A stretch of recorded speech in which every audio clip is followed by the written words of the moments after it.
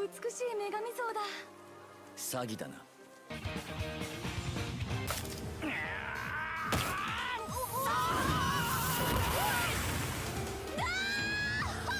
悪くない悪くないぞこの仕打ち。さすがカズマだ。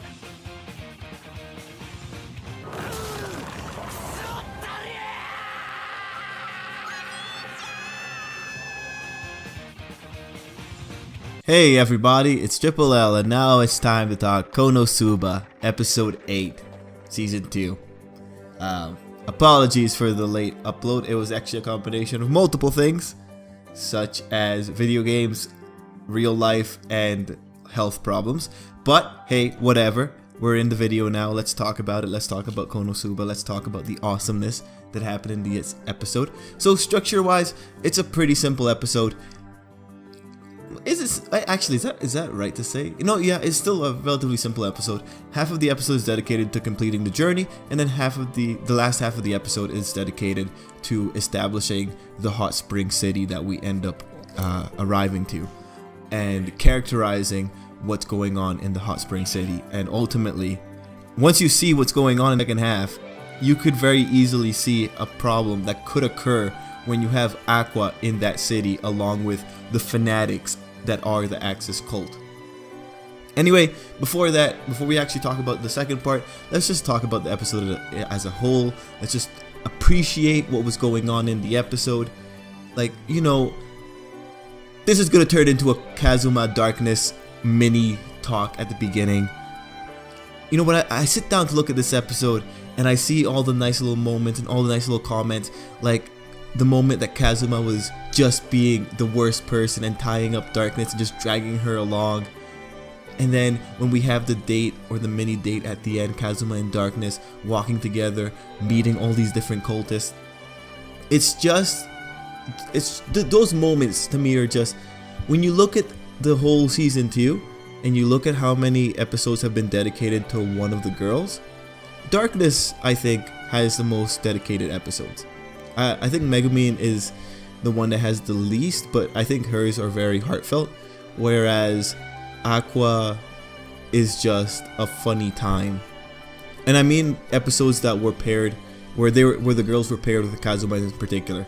Those episodes, I think Darkness has the highest count of those kind of episodes. I think Darkness and Kazuma work well together too.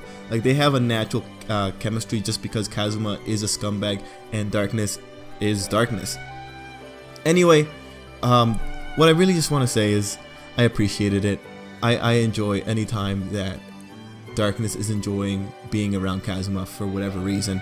Now, one thing I do want to point out in that first half, it's very cool to see just how competent this party is. Like, how competent Kazuma is, how competent Megumin can be, how competent Aqua can be.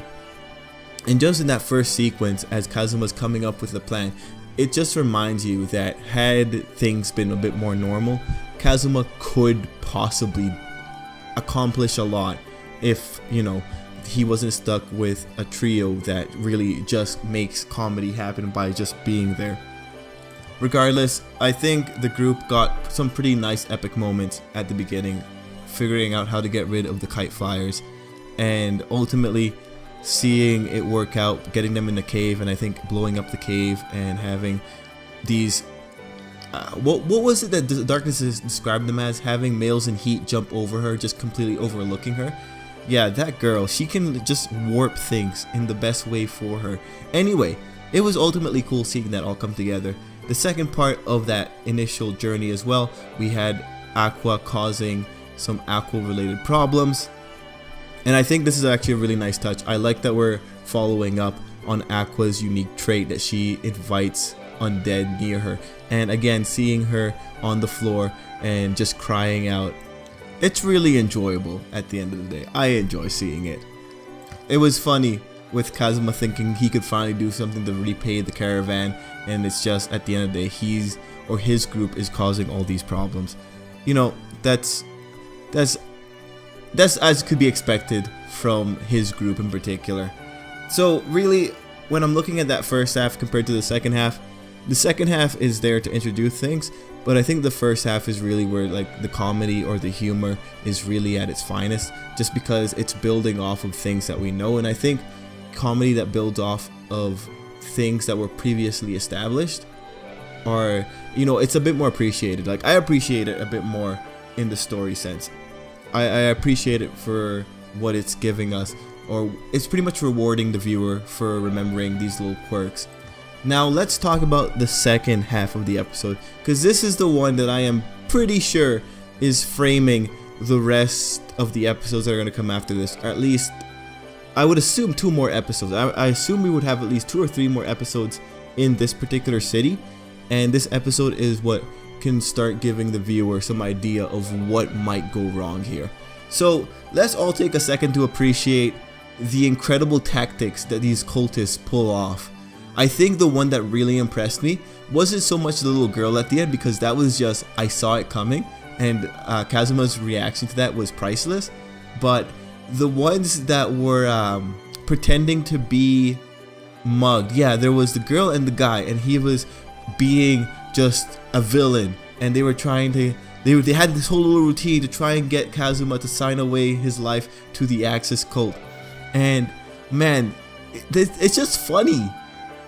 These people really are Aqua's people, and this girl has gone off to their church, right, to their main building.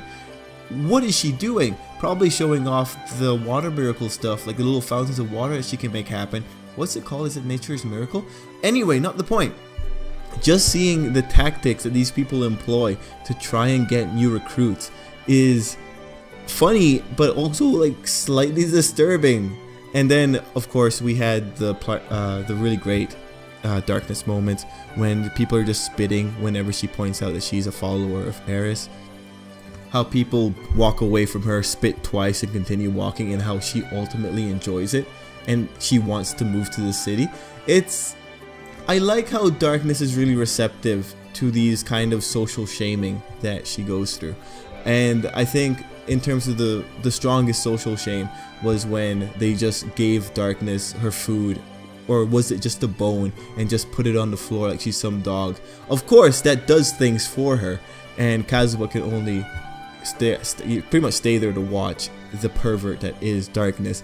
But you know, this is a really good combination. A city that would abuse Darkness and a Darkness that is there to be abused. It's a pretty excellent combination. I very much enjoy that whole sequence. Now, I'm not gonna lie, the more I see these cultists, the more I see their tactics, the more I see them try, every little bit really just gets me closer to wanting to see Aqua cry. I really just want to see Aqua have a really bad time and just really bawl. I want, you know, because most likely what's going to end up happening here is that Aqua's going to go on a power trip.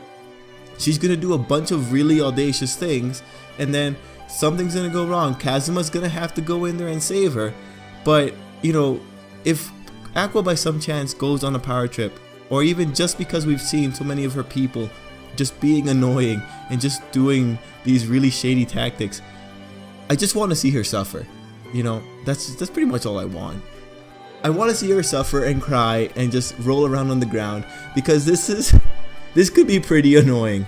And we all know Aqua's probably just having the time of her life at her church. She's probably having the greatest time ever.